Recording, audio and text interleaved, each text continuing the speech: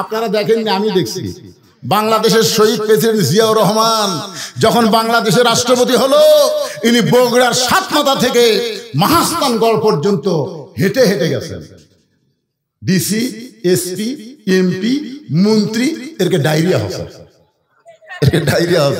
যাওয়ার সময় গোকুলের ওটি এক কৃষক আসতেছে জমির থেকে, দৌড়ে গিয়া শহীদ প্রেসিডেন্ট জিয়াউর রহমান তাকে বুকের মধ্যে নিয়ে কপালে একটা চুমা দিলেন। ডিসিএসপি কয়, হাই হাই রি, ইয়ার গাও ঘামে কি গন্ধ রে। রে দুনিয়ার থেকে যখন চলে গেলেন, তার আমল নামা হলো একটা ভাঙ্গা সুটকেস, 1 টাকাও ব্যাংক ব্যালেন্স নাই। আর হাসিনা তার বোন আর ওর বেটা জয় এই রূপপুর থেকে 5,500 কোটি টাকা একটা জায়গার থেকে আরে মারিছে, এক জায়গা। আর বলে আমার কেউ নেই। তোর এত কেউ নেই, তুই এত মারলি কেন? গোটা বাংলাদেশকে তলাবিহীন ঝুড়ি বানাচ্ছে। জোরে কোন কথা, ঠিক কথা বলেন। মিশে মাই বন্দি থাইকা করলাম কত খেলা, পশ্চিমে তাকায়া দেখো তোমার জীবনের ডুইবা গেছে বেলা। এই 90% মুসলমানের দেশে সব দলের মানুষেরা আল্লাহু আকবার বলবার চাই না। জোরে কোন কথা, ঠিক কি না? দেখছেন আমাদের বাংলাদেশে এই 15.5 বছর ভোট না পাওয়ার পরেও যারা ক্ষমতার চেয়ারে বসেছিল, এদের মিছিলে কোনোদিন আমরা আল্লাহু আকবার শুনতে পাইনি। ধরে কোন ঠিক কি না? কি জন্যে? কারণ তারা নিজেরাই শয়তান ছিল। শয়তানকে তাড়ানোর কোনো তাসবিহ তাদের জবানে উচ্চারণ হয় নি। তা আপনারা কি সেই দলের মানুষ নাকি? কিছু কিছু থাকলেও মসজিদের মধ্যে যখন আমরা ঢুকি, তখন আওয়ামী লীগ, বিএনপি, জামাত হয়ে ঢুকি না, মুসল্লি হয়ে ঢুকি। জোরে কথা ঠিক কি না?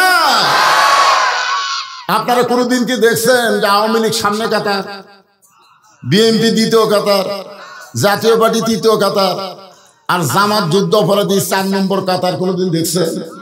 বরং নিজের চোখে দেখছি একই কাতারে। আওয়ামী লীগ যদি 4 আঙ্গুল সামনে যায়, জামাত টান দিয়ে কয় লাইন পাই, তুই কি কাতার ছিলি না? বিএনপি যদি 4 আঙ্গুল পিছনে থাকে, জামাত পিছনে ঠেলা দিয়ে কয় কাতার সোজা কর। তার মানে বোঝা গেল যত দলই আপনারা বাহিরে করেন কোনো সমস্যা নাই। এই স্বামীনাত্রা যখন বসছেন তখন আমরা সকলেই কয় দল। আরো জোরে বলেন লিল্লাহে তাকবীর, সুবহানাল্লাহ, আলহামদুলিল্লাহ, আল্লাহু আকবার।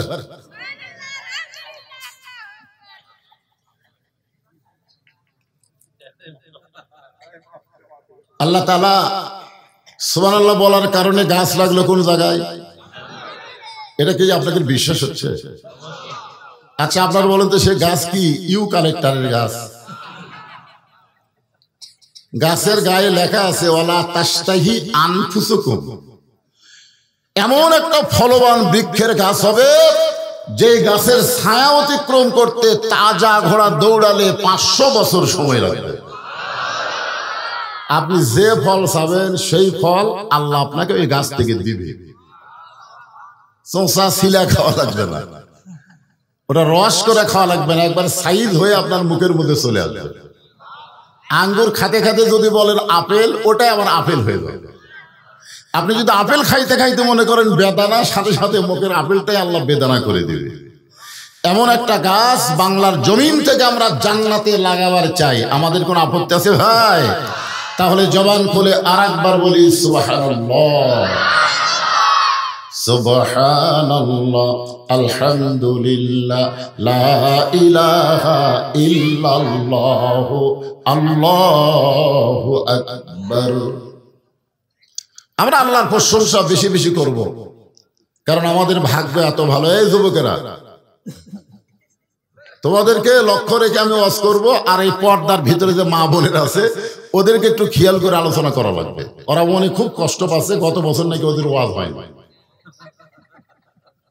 হ্যাঁ, আমাকে আসতে বলছে হুজুর মেয়েরা এবার খুব বেশি আইছে, ওদেরকে একটু ওয়াজ শোনার লাগবে।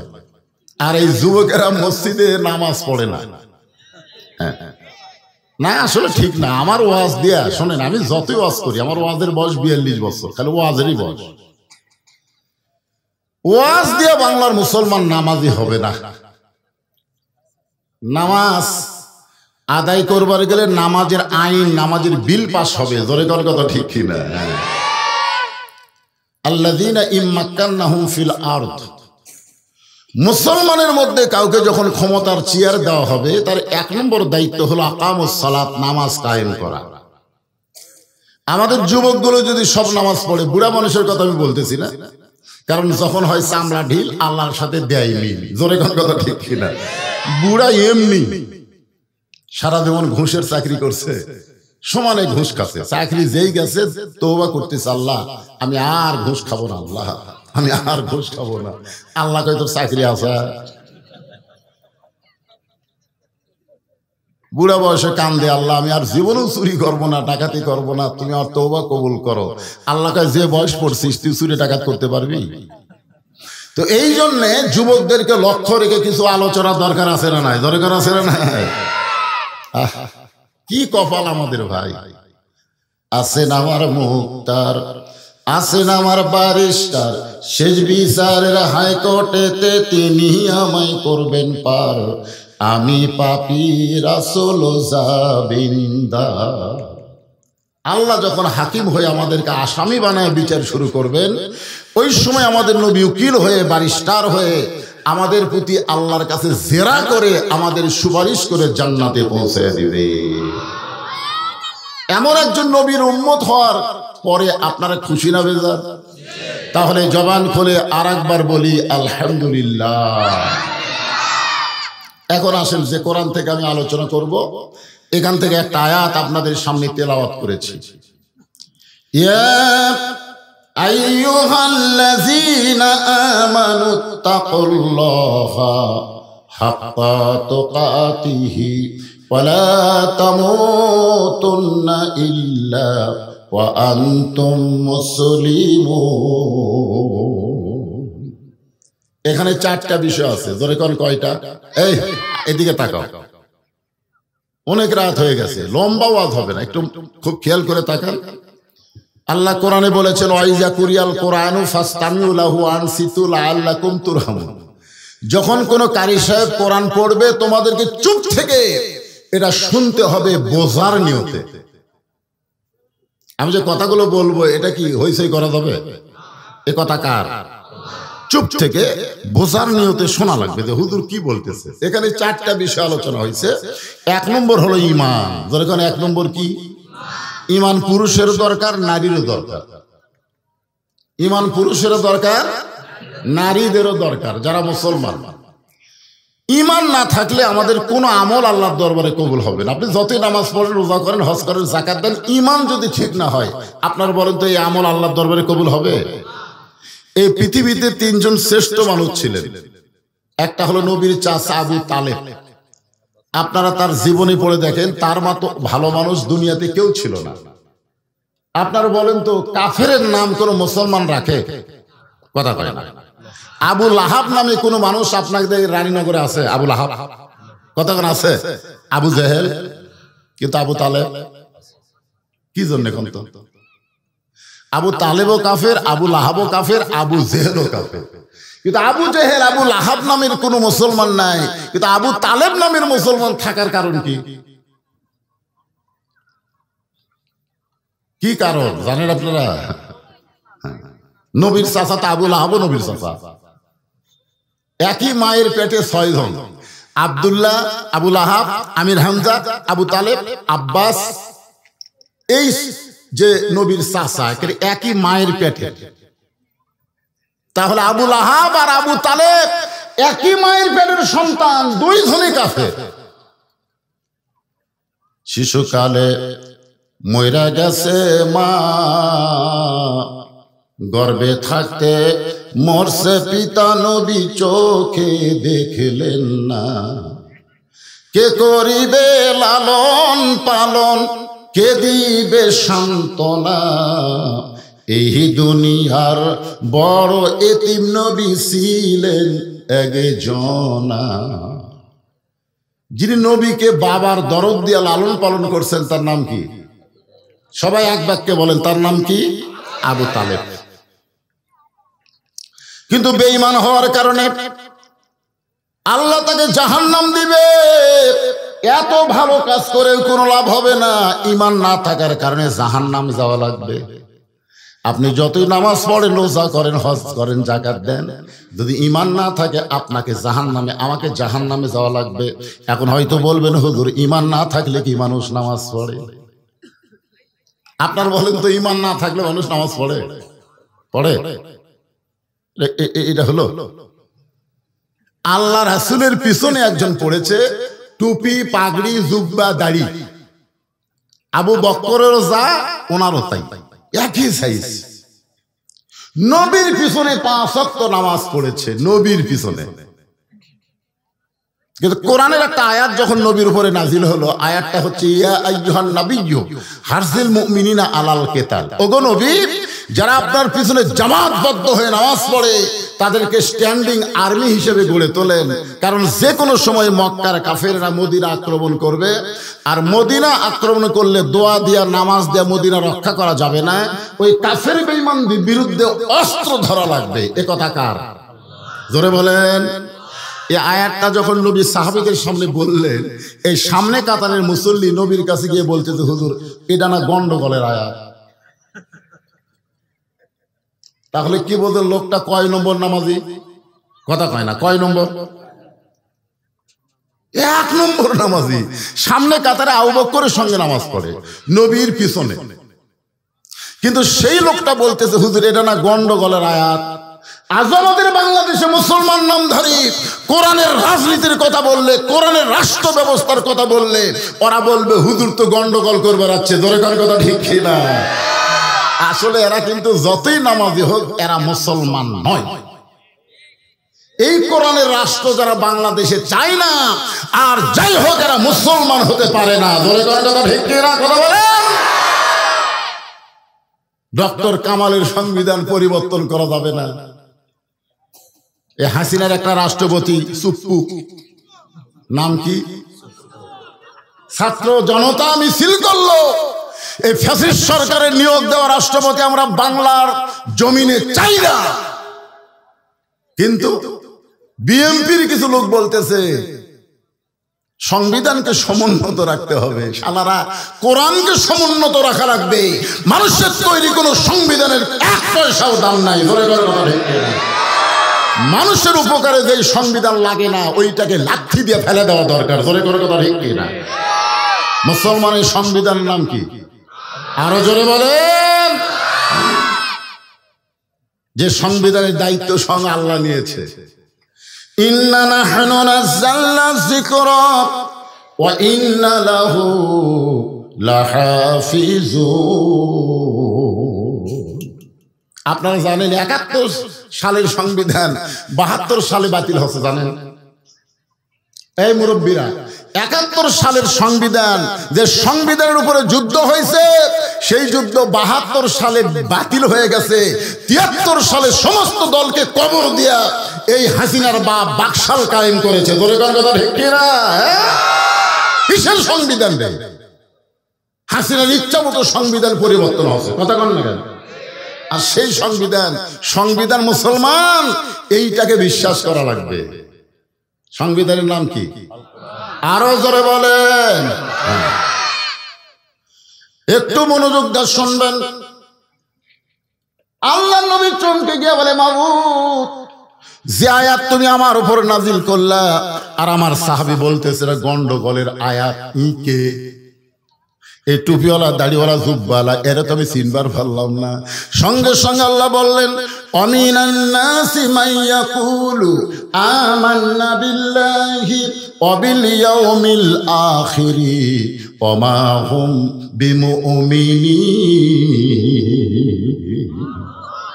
আল্লাহ বলতেছে, নবী, ওই যতই নামাজ পড়ুক, রোজা করুক, জিকির করুক, আর যাই করুক, ই মুমিনি না। কি নয়? মুমিনি না। তাহলে নামাজ পড়ে মুমিন না, এরকম নামাজে আছে না নয়? কথা কোন আছে না নাই? আল্লাহ বলতেছেন, যারা আমাকে বিশ্বাস স্থাপন করেছো, এই আমার সামনে যারা বসে আছেন আমরা সবাই বিশ্বাস করি কাকে? আরো জোরে জোরসে বলুন। সাহাবীরা বললেন, ইয়া রাসূলুল্লাহ, এই বিশ্বাস সম্পর্কে আমরা জানতে চাই। আল্লাহর নবী বললেন, ইকরার বিল লিসান, তাসদিক বিল জানান, আমল বিল আরকান, এরই নাম হলো ঈমান। জবানে বলতে হবে লা ইলাহা ইল্লাল্লাহ। সবাই বলেন লা ইলাহা ইল্লাল্লাহ। তো জবানে বললে হবে না। যুদ্ধের সময় অনেক হিন্দুরাও লা ইলাহা ইল্লাল্লাহ পড়ছে। এই যে আমার চাচা আছে, ও চাচা, যুদ্ধের সময় হিন্দুরা কলমা পড়েনি, যেরকম পড়ে নাই। আমার এলাকার এক হিন্দু বলেছে, বাবা মুসলমানের কলমার দাম আছে। আমি বললাম, আপনি হিন্দু হয়ে কলমার দাম কেমনে বুঝলেন? বলে আরবির সামনে যখন, পাক আরবির সামনে যখন পড়তাম তখনই বলতাম লা ইলাহা ইল্লাল্লাহ, লা ইলাহা ইল্লাল্লাহ, লা ইলাহা ইল্লাল্লাহ। তা আরবিরা বলতো বিলকুল ঠিক হয়, ঠিক হয়। শুধু মুখে কলমা দাঁড়িয়ে রাখার কারণে আর্মির গুলি থেকে বাইসা গেছি। আমি বললাম, দাদা মুখে শুধু কলমা রাখার কারণে আর্মির গুলি থেকে বাইছেন, এই কলমা যদি কলিজার মধ্যে জায়গা দিতেন জাহান্নামের আগুন থেকে আল্লাহ বাঁচায় দিত। এখন বলেন মুখের কলমা আমরা কোথায় রাখবো? যারা বলতেছেন না তারা কিন্তু মরার সময় খুব বিপদে পড়বেন। মরার সময় বলবে, বড় ছেলে বলবে, ওই যে আমার পুকুরের খবর কি, পত্তন ঠিক মতো হয়েছে, 3 তালা করবার চাইছিলাম 2 তালা হলো, আর 1 তালা কবে হবে, এরকম গল্প করতে করতেই জীবন কবচ হবে। আর যারা কলিজার মধ্যে ইমানের জায়গা দিবে, মৃত্যুর সময় দুনিয়ার কোনো খেয়াল থাকবে না, তার জবানের মধ্যে শুধু কলেমা উচ্চারণ হবে। জোরে কোন কথা ঠিক? আল্লাহ রাসূল বলেছেন, কোন ব্যক্তি সারা জীবন যদি পাপ করে আর মৃত্যুর সময় কলেমার জিকির করতে করতে যদি মারা যায়, শুধু কলেমার জিকির জবানে জারি রাখার কারণে আল্লাহ তার জীবনের সব পাপকে মাফ করে দেয়। তাহলে আমরা মরার সময় কলেমা কি জবানে জারি রাখতে চাই? তাহলে তাসদিক বিল জানান, কলিজার মধ্যে কলেমার জায়গা দেওয়া লাগবে। কলিজার মধ্যে যদি ইমানের জায়গা হয়, ওই মানুষটা দুনিয়ার কোনো বাতিলকে ভয় করবে না। ভয় করবে কাকে? যার প্রমাণ দিয়েছে আবু সাইদ। আবু সাইদের নাম শুনছেন? এই ইউনূস সরকারকে আমি অনুরোধ করি, এই সরকার যত উপদেষ্টা বানাচ্ছে আমাদের রাজশাহী রংপুর বিভাগের একটাও নাই। জোরে কোন কথা ঠিক কিনা? অথচ এই 24 সালের স্বাধীনতার প্রথম যিনি জীবন দিয়েছেন তিনি হলেন আমাদের রংপুর বিভাগের ছেলে। জোরে কোন কথা ঠিক কিনা? এখন পর্যন্ত রাজশাহী বিভাগ, রংপুর বিভাগের মধ্যে কোন উপদেষ্টা আছে? এই ইউনূসের মধ্যেও ভোট ঢুকিছে। ইও বেশি দিন থাকতে পারবি না যদি ছাত্র একবার খেপা দেয়। জোরে কোন কথা ঠিক কিনা? এই শালা নাট্যকার, এক নাট্যকারও উপদেষ্টা বানাতে, শালা লুচ্চাকে। কথা বলেন না কেন? ওর নাম কি? নাম ভালো, ফারুকি। স্টান জানলারকে পছন্দ করে, মেয়ে আমারও একসাথে থাকারে পছন্দ করে। মেয়ে মানুষ পুরুষ হবে, পুরুষ নারী হবে। আর এইরকম মানুষের 92 ভাগ মুসলমানের দেশ উপদেষ্টা বানানো, বাংলার মুসলমান এটা সহ্য করবে না। ধরে কান কথা ঠিক কিনা? আপনারা মনে করতেছেন আমি ওয়াজ খালি আপনাকে এই চরকানাই করতেছি? এই যে ক্যামেরাগুলো খাড়া আছে, আপনারা বিরক্ত হচ্ছেন? এই ক্যামেরার মাধ্যমে প্রায় 200 কোটি মুসলমানের কাছে আমার ওয়াজ পৌঁছে যাচ্ছে। আমি যে কথা বলতেছি এই কথা ইউনূসের কানেও যাবে, ইউনূসের কানেও কথা যাবে। আপনারা একটু হুহা করেন। নাম ভালো, নাম ভালো। মোহাম্মদ ইউনূস, 2টা নবীর নাম। তোর এখন কয় নবী? মোহাম্মদ কার নবী? আমাদের নবী। আর ইউনূস আলাইহিস সালামের গল্প তো মেহের আলী ভাই করেই গেল। জোরে কর কথা ঠিক কিনা? কি নাম রে, মোহাম্মদ ইউনূস। এক সাংবাদিক হাসিনাকে বলেছিল এই বিপদের মধ্যে পড়ে কোন দোয়া পড়তেছে। হাসিনার নাম নেয় না, কারণ যে দোয়ার নাম নিবি তাই অক্টাগিয়া দিয়া ক্ষমতা বসে আছে। তোর কোন কথা ঠিক কিনা? একটু মনোযোগ দিয়ে শুনবেন। তাসদিক বিল জানান, কলিজার মধ্যে ঈমান। যখন কোন মুসলমান জায়গা দিবে, ওই মুসলমান আল্লাহর জন্য জীবন দিতে কখনো পরোয়া করবে না। দরকার হলে ফাঁসির মঞ্চে যাবে। ধরে বলেন কার মঞ্চে? রাষ্ট্রপতির কাছে বাঁচার দরখাস্ত লিখবে। আপনারা বলেন তো, বাংলাদেশের ইসলামী আন্দোলনের নেতারা ফাঁসির মঞ্চে যায়নি? এ ধরে এখন যায় নাই? বিনা অপরাধে কোরআনের পাখিকে 13 বছর জেলখানায় বন্দি রেখেছে। জেলখানার মধ্যে যখন মরণ হচ্ছে না, তখন জেলখানা থেকে বের করে হাসপাতালে গিয়ে তাকে হত্যা করা হয়েছে। যাদেরকে হত্যা করা হয়েছে তাদের পিছনে খুঁজে দেখেন, কোনো দোষ নাই, বিনা দোষে তাদেরকে ফাঁসিতে নিয়ে যাওয়া হয়েছে। উকিল সামনে গিয়ে বলে, রাষ্ট্রপতির কাছে দরখাস্ত রাখেন, রাষ্ট্রপতি যদি আপনাকে মাফ করে তাহলে ফাঁসি হবে না। আল্লাহর বান্দা হাসে আর বলে, আমার হায়াতে 3 জন রাষ্ট্রপতিকে ক্ষমতার থাকা অবস্থায় মরা দেখছি। বঙ্গবন্ধু শেখ মুজিবুর রহমান, জিয়াউর রহমান, জিল্লুর রহমান, যারা ক্ষমতার থাকতে মরে, কোন মুসলমান বাঁচার জন্য তাদের কাছে দরখাস্ত লেখে না। ধরে কোন কথা ঠিক কিনা? উকিল বলতেছে তাহলে আপনার ফাঁসি হবে। তাজদিক বিল জানানের বান্দা বলতেছে ফাঁসি হবে কিন্তু মৃত্যু হবে না।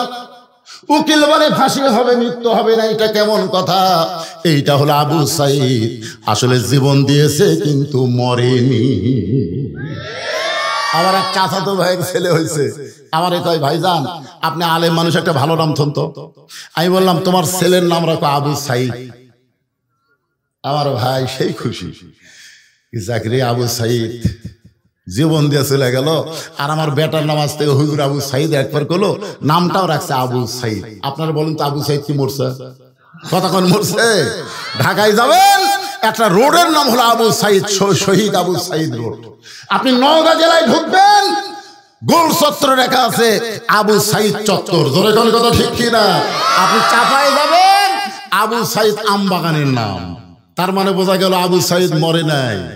আমার এক খালা তো বোনের মেয়ে হয়েছে। আমার খালা আমারে মোবাইল করে বললো, বাজান তোমার খালা তো বোনের একটা মেয়ে হয়েছে, একটা নাম রাখো তো। আমি তখন বললাম, খালা মেয়েটার নাম রাখেন হাসিনা। যেই খুশি হাসিনা, আমার খালারা এই তো আলেম না তালেম।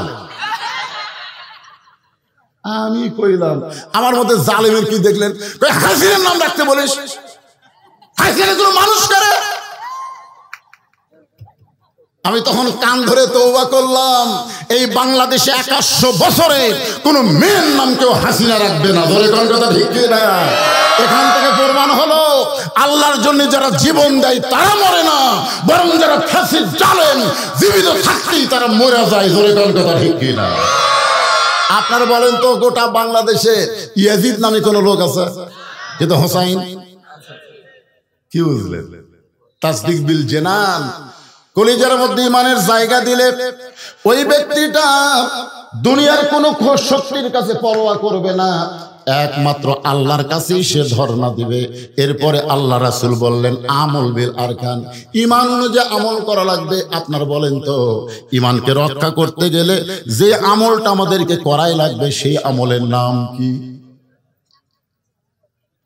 ছোট বাচ্চারা আবার চিল্লাই না কেন? এতক্ষণ না তোর আগেই কথা বলি। ঈমানকে রক্ষা করতে গেলে যে আমল না করলে ঈমানই থাকবে না, সে আমলের নাম হলো নামাজ। ধরে বলেন নাম কি? লা সালাতা লা ঈমান, যার নামাজ নাই তার ঈমান নাই। লা সালাতা লা দীন, যার নামাজ নাই তার কোনো ধর্ম নাই। বাইনাল আবদি ওয়াল কুফরি তরকুস সালাত, বান্দার কাফেরের মধ্যে পৃথক করার জিনিসটার নামই হলো নামাজ। আপনারা মসজিদ সুন্দর করে বানাবেন কিন্তু মুসল্লি তৈরি করবেন না। হাসিনা এরকম 560টা মসজিদ বানা দিয়েছে, কোনো লাভ হয়নি। ধরে কোন কথা ঠিক না? আমি নওগাঁর বদলগাছিতে ওয়াজ করতেছিলাম, তো এমপি ছিল সেলিম সাহেব। তখন আমাকে বলল, হুজুর আপনি খালি আমাদের বিরুদ্ধে কন, আমাদের প্রধানমন্ত্রী 560টা মসজিদ বানিয়ে দিল, সেই কথাকে আপনার মুখে আসে না। আমি তখন বললাম, এমপি সাহেব 560টা না 5 লক্ষ মসজিদ যদি প্রধানমন্ত্রী বানায় একটা সওয়াবও পাবে না। সেলিম তো চোখ খালি এরকম লাল করলো, কিরে 5 লক্ষ মসজিদ বানালেও একটা সওয়াব নাই, এগুলো একটা সওয়াবও পাবে না। কারণ প্রধানমন্ত্রী ক্ষমতার চেয়ারে পায়া খালি মসজিদ বানাবে, নামাজ কায়েমের বিল যদি পাস না করে আল্লাহ ঘাড় ধরে জাহান্নামে ফেলে দিবে। জোরে কথা ঠিক না? তোমাকে মসজিদ ঘন ঘন কে বানাবার কইছে? একই পাড়ার 4টে মসজিদ লাগবে কেন? এক কাতার মুসল্লি হয় না? মসজিদ বানানোর আগে মুসল্লি তৈরি করা লাগবে। জোরে কর কতক্ষণ না কেন? সব বুড়া থুড়া ভাঙ্গা চুরা সামনে কাতার যায়, একটা যুবক মসজিদ নাই। ঠিক ঠিক ইমানকে রক্ষা করতে গেলে 1 নম্বর নেক আমলের নাম কি? আরো জোরে। আর মেয়ে মানুষের জন্য 1 নম্বর নেক আমল কিন্তু নামাজ না, 1 নম্বর নেক আমল হলো পর্দা। কেরে মায়েরা, যারা পর্দার অন্তরে বসে আছেন একটু মনোযোগ দিয়ে শোনেন। বড় পীর আব্দুল কাদের জিলানী রহমতুল্লাহ আলাইহি নাম শুনছেন? আব্দুল কাদের জিলানী রহমতুল্লাহ আলাইহির নাম শুনছেন? উনি জান্নাতুল বাকি জিয়ারত করতেছেন। এখানে যদি কোনো হাজী সাহেব থাকে তারা বলতে পারবে রাসূলের রওজার পাশে যেই গোরস্থান সবচাইতে বড় গোরস্থান, সে গোরস্থানের নাম হলো জান্নাতুল বাকি। ধরে কোন নাম কি? বড় পীর আব্দুল কাদের জিলানী জান্নাতুল বাকি জিয়ারত করতেছেন। এমন সময় এক মুরিদ বলে, হুজুর আপনি চোখ বন্ধ করলে দুনিয়ার খবর বলতে পারেন, আপনি একটু চোখ বন্ধ করে দেখেন তো এই জান্নাতুল বাকির কোন জায়গায় ফাতেমার কবর। আব্দুল কাদের জিলানী চমকে উঠছে যে আপনি চোখ বন্ধ করলে গোটা দুনিয়ার খবর বলতে পারেন। আব্দুল কাদের বলে, এই পাগল, চোখ বন্ধ করলে আমি শুধু দুনিয়ার খবর না, আল্লাহর আরশের খবর পর্যন্ত জানার তৌফিক দেয়। সুবহানাল্লাহ কোন না কেন? নবীর হাদিস, ইত্তাকু ফিরাসাতাল মুমিনিনা ফাইন্নাহু ইয়ানজুরু বিনূরিল্লাহ। কিন্তু জান্নাতুল বাকির কোন জায়গায় মা ফাতেমার কবর, এইটা দুনিয়ার কেউ বলতে পারবে না। সমস্ত মুরিদ বলে, হুজুর জান্নাতুল বাকির মধ্যে ফাতেমা আছে, কিন্তু ফাতেমার কবরের খবর দুনিয়ার মানুষ কেন বলতে পারবে না? আব্দুল কাদের জিলানী বললেন, ফাতেমা হলো জহুরা। ফাতেমা কি? আমার মা বোনদের জন্য একটু ওয়াজ করতেছি বাজান। কি আপনারা বলেন তো, আপনার বউ যদি ভালো হয় আপনার মনে শান্তি হবে না অশান্তি হবে? তুমি আমার কাছে চাকরি খুঁজবার আইছো, ওয়াজেদ নিয়ে সেই কান্না। জাফরুল ইসলাম বুকের মধ্যে লিয়া বলে, কান্দো কেন ভাই? বলে, আমার ঘরে কোনো শান্তি। জাফরুল আশ্চর্য হয়ে বলল, যেই মেয়েটা নিজের ঘরে শান্তি রাখতে পারে না, সে গোটা বাংলাদেশের মানুষকে কোনোদিন শান্তি দিবার পারে না। ধরে কোন কথা ঠিক না? আপনারা কি মনে করতেছেন? প্রত্যেকটা ঘরে ঘরে হাসিনা আছে না নাই? ধরে কোন আছে না নাই? সবগুলো বউ প্রধানমন্ত্রী হয়ে গেছে। আমার মায়েরা বোনেরা একটু মনোযোগ দিয়ে শোনেন। আব্দুল কাদের জিলানী বললেন, ফাতেমা হলো জহুরা। সমস্ত মুরিদ বলে, হুজুর জহুরা মানে কি? এই জহুরা মানে কি? আব্দুল কাদের জিলানী বললেন, জহুরা মানে যদি শুনতে চান তাহলে শোনেন। আপনার কি শুনবেন? কথাগণ শুনবেন? আব্দুল কাদের জিলানী বললেন, এশার নামাজের পরে হযরত আলী ঘরের মধ্যে ঢুকছে। এশার নামাজের পরে প্রত্যেকটা পুরুষ মানুষ বাড়িতে যাইতে হবে। নামাজের পরে আর কোনো গাল গল্প করা যাবে? জোরে কন। আল্লাহ রাসূল বলেছেন, এশার নামাজের পরে তোমরা ঘুমায়া যাও, ঘুমায়া যাও। কারণ গভীর রাত্রে তোমাদের আর একটা নামাজ আছে, 5 ওয়াক্ত ছাড়াও আর একটা নামাজ আছে। আপনার সেই নামাজের নাম জানেন? 5 ওয়াক্তই পড়ি না হুজুর, আবার তাহাজ্জুদের কথা কয়। আল্লাহ কোরআনে বলেন, অমিনাল লাইলি ফাতাহাজ্জাদ বিহি নাফিলাতাল লাক। জোরে বলেন আল্লাহু আকবার। এশার নামাজের পরে হযরত আলী ঘরের মধ্যে ঢুকায়। আলহামদুলিল্লাহ আলহামদুলিল্লাহ। হযরত আলী তাকায় দেখে বিছনা সুন্দর করে সাজায় রাখছে। হাসান হোসেনকে সুন্দর পোশাক পরায় দিয়েছে। ফাতেমা সুন্দরী সাজদা গুইজা বসে আছে।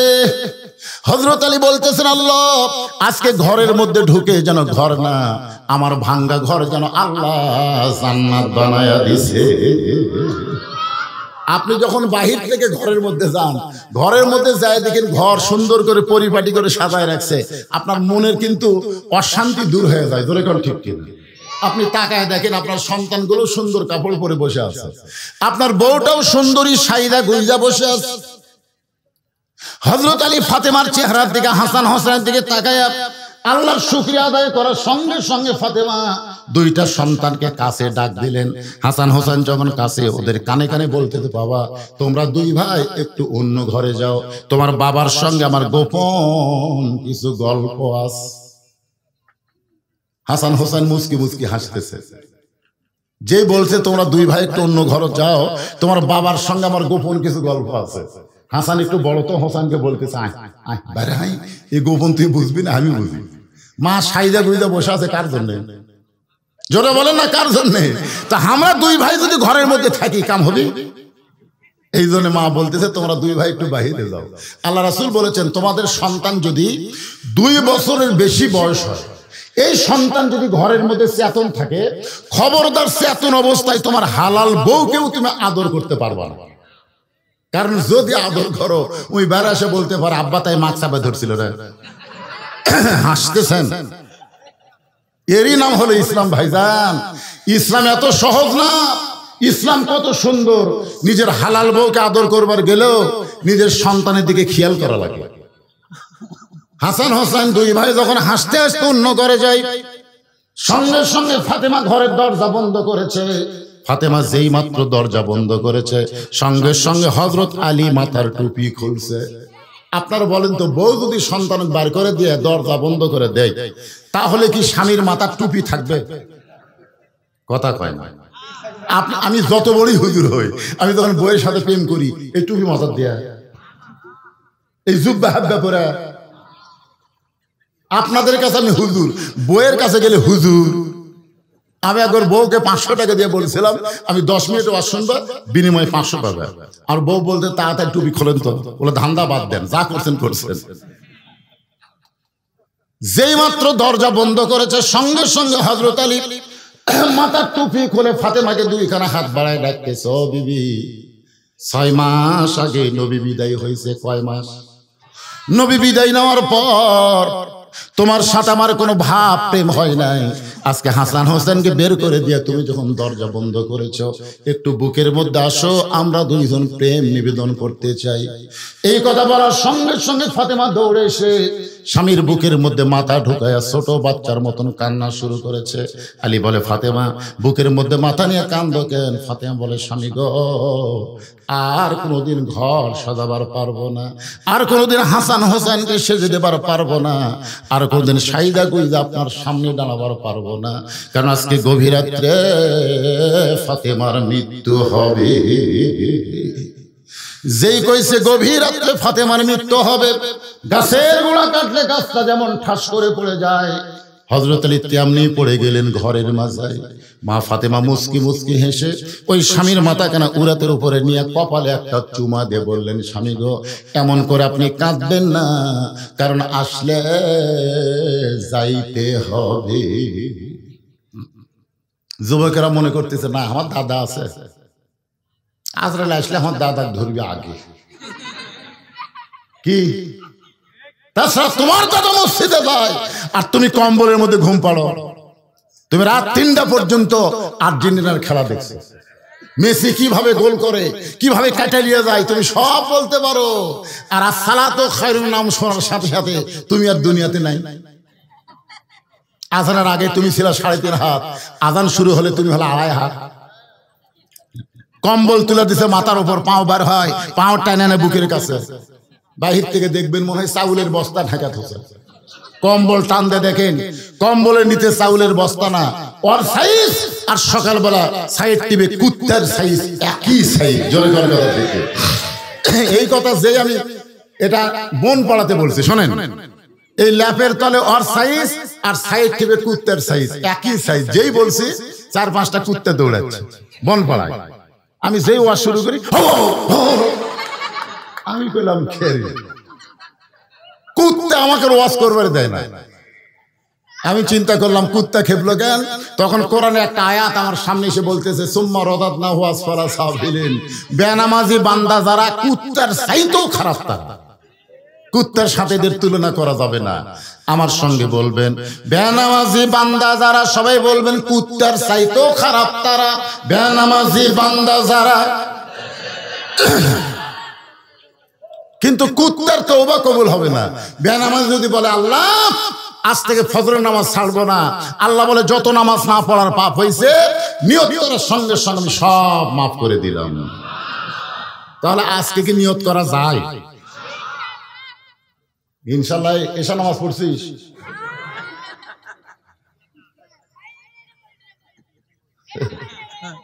ঠিক আছে, বোঝা গেছে। কি যুবকেরা মন খারাপ করলা? মাগরিব এশার নামাজ কারা কারা পড়েনি আমি হাত তুলবার কব না। হাত তুলবার বলবো না, কিন্তু আজকে আলোচনা শোনার পরে কারা কারা ফজরের নামাজ পড়বেন না তার একটা হাত তুলতে দেখি। থাইয়ের জানলা লাগবে হুজুর, ফ্যান লাগবে হুজুর, কিছুই লাগবে না, এক নম্বরে মুসল্লি লাগবে। জোরে কোন কথা, ঠিক কথা বলেন, কি লাগবে? মুসল্লি লাগবে। মুসল্লি যদি মসজিদ ভরা যায়, মসজিদ কি হবি আপনারা জানেন? হাঁটু যদি জোরে পড়ে, কয় না রে টাইস মারা লাগবে। শীতের মধ্যে জানলা দিয়ে বাতাসে, কয় না রে ঠাই লাগান লাগবে। মসজিদ কমিটিরা পাগল হবে যে নামাজ পড়ে দুনিয়ার প্রতি তার আকর্ষণ বেশি হয় না, আখিরাতের প্রতি তার আকর্ষণ বাড়া যায়। জোরে কোন কথা, ঠিক কি না? একটু মনোযোগ দিয়ে শুনবেন। ফাতেমা একটা করুণ কথা বলতেছে, অত্যন্ত হক কথা। জাআত সাকারাতুল মাউত হক্কুন, আসলে যাইতে হবে। সবাই বলেন আসলে। আমি যেই বলবো আসলে, আপনার বলবেন যাইতে হবে। আসলে কোথায় যাবেন? আরো জোরে। কবর যাওয়ার জন্য এরা হাঁটতেছে।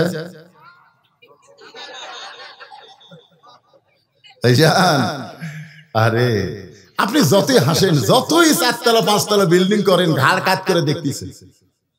কি দেখতেছে ভাই? 5 তলার 4 তলা হচ্ছে রড বাইর করে থুছি, আর 1 তলা করলে আমার মন শান্তি। 2 কান্দে 2 ফেরেশতা, আল্লাহ এর কান্দ থাকবো না, এর কান্দ থাকবো না। এই শয়তানের কান্দ থেকে আমরা কি লাগলাম? এই 5 তলা বিল্ডিং দেখে ওই নিচ তলা একবারও খেয়াল করে না। আপনার বলেন তো, আমরা 5 তলা না নিচ তলা? 1 তলা না, 1 তলা না, নিচ তলা। 1 তলা তো তাও ভালো, কিন্তু ওরই তলে আর একটা তালা খোঁড়া লাগবে। জোরে কোন, ঠিক কি না? তাহলে আপনারা বলেন 5 তলা না নিচ তলা? কিন্তু যেদিন ডাক পড়িবে কবর মাঝে যাইতে, জোগাড় কিছু করছো বন্ধু তার মাঝে বিছাইতে। ওগো স্বামী, এমন করে আপনি কাঁদবেন না, কারণ আমি জানি আমার স্বামী হলো 2 দিক দিয়ে 1 নম্বর। ধরে কোন, কয় নম্বর? কে বলতেছে? ফাতেমা বলতেছে, আমি জানি আমার স্বামী হলো 2 দিক দিয়ে 1 নম্বর। এই দুনিয়াতে সবচাইতে জ্ঞানী হলো আমার স্বামী হযরত আলী। জোরে কোন সুবহানাল্লাহ। কিয়ামত পর্যন্ত হযরত আলীর মতন জ্ঞানী কোনো মানুষ হবে? জোরে কোন হবে? ওমর ফারুক রাখালকে উটের পিঠে দিয়া জেরুজালেমে গেছিল। জেরুজালেমের খ্রিস্টানরা মনে করছে যিনি উটের পিঠে বসে আছে তিনি হযরত ওমর। একটা চৌকি এনে উটের সঙ্গে লাগায় বলতেছে, আমির আল মুমিনিন, চোখের উপর আস্তে পা দেয়া তারপরে মাটিতে নামে। রাখাল খালি ছোট বাচ্চার মতন কান্দে। জেরুজালেমের লোকেরা বলে, আপনি কান্দেন কেন আমির আল মুমিনিন? বলে, আমি তো আমির না রে পাগল, যিনি উটের রশি ধরে জমিনে দাঁড়ায় আছে তিনি হলেন হযরত ওমর। সমস্ত জেরুজালেমের খ্রিস্টানরা বলে, এটা কেমনে হয়? রাখাল বলতেছে, আল্লাহর কোরআন অনুযায়ী যখন রাষ্ট্র চলবে তখন এমনি সম্ভব হয়ে যায়। ধরে কোন সুবহানাল্লাহ। আপনারা দেখেন, আমি দেখছি বাংলাদেশের শহীদ প্রেসিডেন্ট জিয়াউর রহমান যখন বাংলাদেশের রাষ্ট্রপতি হলো, ইনি বগুড়ার 7 মাথা থেকে মহাস্থানগড় পর্যন্ত হেঁটে হেঁটে গেছেন। ডিসি, এসপি, এমপি, মন্ত্রী, এরকে ডায়রিয়া হচ্ছে, এরকে ডায়রিয়া হচ্ছে। যাওয়ার সময় গোকুলের ওটি এক কৃষক আসতেছে জমির থেকে, দৌড়ে গিয়া শহীদ প্রেসিডেন্ট জিয়াউর রহমান তাকে বুকের মধ্যে নিয়ে কপালে একটা চুমা দিলেন। ডিসি, এসপি কয়, হাই হাই রে, ইয়ার গাও ঘামে কি গন্ধ রে।